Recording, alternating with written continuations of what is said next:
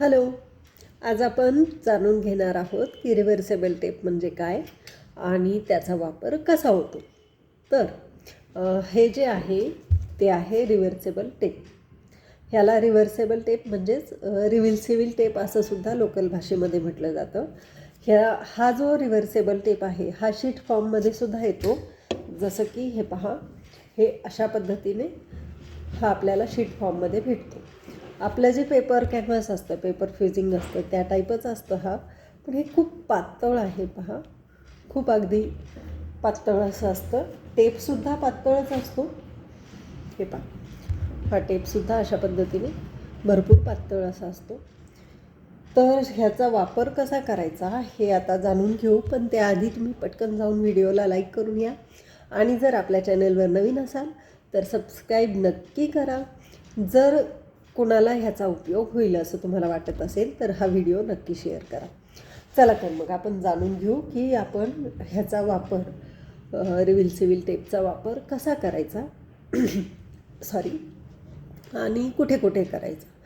तर आपल्या जे ब्लाऊजच्या स्लीव्ज फोल्ड असतील, ब्लाऊज असो किंवा ड्रेस असो, काहीही असो, तुम्ही जे काही शिवत असाल ते स्लीव्ज फोल्ड असतील, हेमिंग लाईन असेल किंवा कुर्तीचे साईड कट असतील, अशा ठिकाणी तुम्ही ह्या रिव्हर्सेबल टेपचा यूज करू शकता.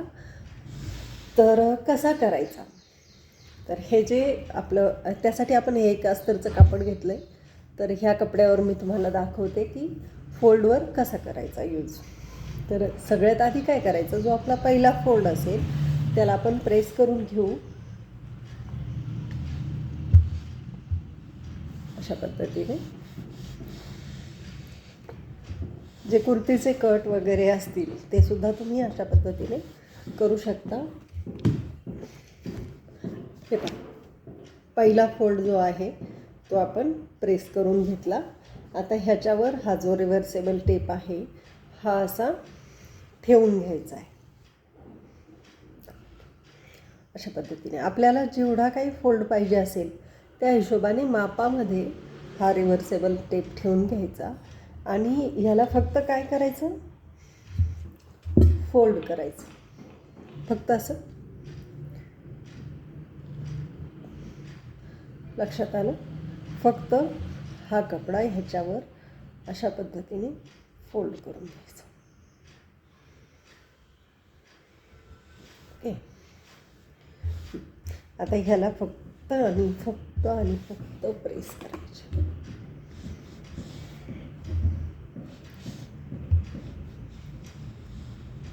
इस्त्री व्यवस्थित तापवायची आणि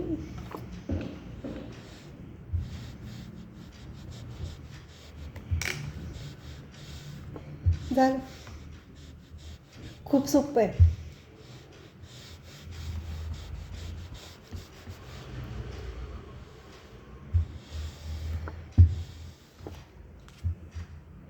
हे पहा,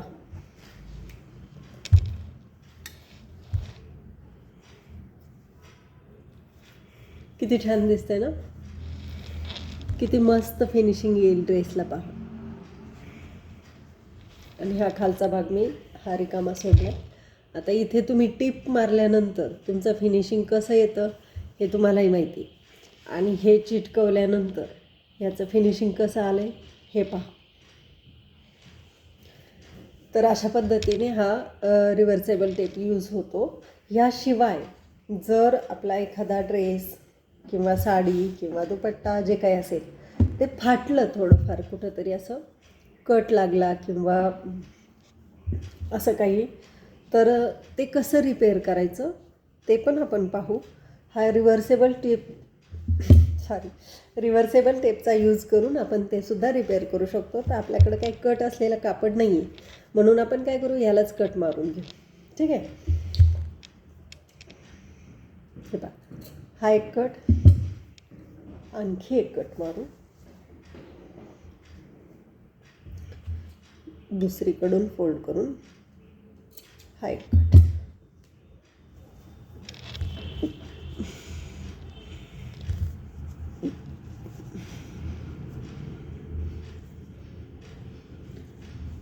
अशा पद्धतीने आता हा भरपूर मोठा कट झालेला आहे. आहे की नाही? पहा, दिसतंय का व्यवस्थित? आता याला कसं रिपेअर करायचं, तर सगळ्यात आधी काय करायचं, खाली एक छोटासा कागद ठेवायचा. त्या कागदावर आपलं जे कापड आहे ते उलट बाजू आपल्याकडे फेसिंग करून ठेवायची. आणि हे जे आपला जो काही ड्रेस असेल, जे काही असेल, त्याचा कुठून तरी छोटासा तुकडा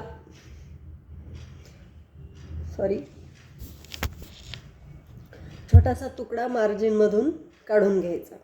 असा याच्यापेक्षाही छोटा असला तरी काही हरकत नाही, कारण आपला कट जेवढा असेल त्या हिशोबाने तुम्हाला कापड लागेल. अशा पद्धतीने खाली कागद ठेवला आहे, कागदावर हे कापड ठेवलं आहे आपण, आणि त्यावर हे रिव्हर्सेबल जो टेप आहे आपला, ह्याचे छोटे छोटे तुकडे ठेवायचे असे. दिसतंय ना? अशा पद्धतीने 2-3 तुकडे ठेवून द्या. त्याच्यावर हा आपला जो कपडा आहे हा ठेवा आणि त्याला फक्त इस्त्री करा.